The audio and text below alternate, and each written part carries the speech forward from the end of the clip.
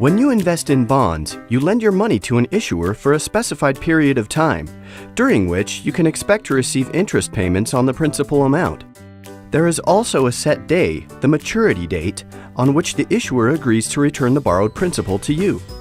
Of course, there are exceptions to this otherwise fixed arrangement. For instance, the issuer may default on its loan obligations prior to the maturity date. Callable bonds are another exception to this general rule of bond investing. Some bonds are issued with a call feature, which permits the issuer to buy back or call some or all of its bonds prior to maturity. Calls are largely exercised for the benefit of the issuer.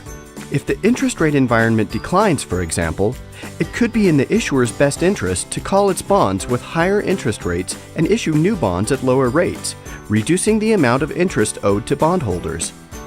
An issuer may also call bonds to lower its overall outstanding debt.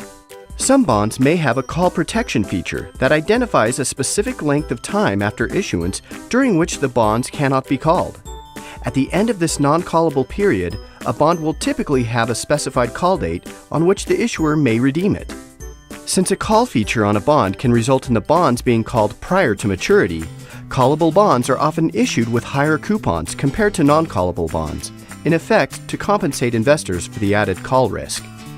When an issuer calls its bonds, especially as a result of lowered interest rates, investors could potentially be unable to find characteristically similar bonds with higher interest rates with which to replace them. Because of this, these types of bonds may not be suitable for investors interested in reliable interest income. In addition, if an investor pays a premium for a bond and it is called, the issuer may only return the par or face value of the bond, rather than the amount above par that was paid. Details about a bond's call provisions can be found in its prospectus and bond indenture.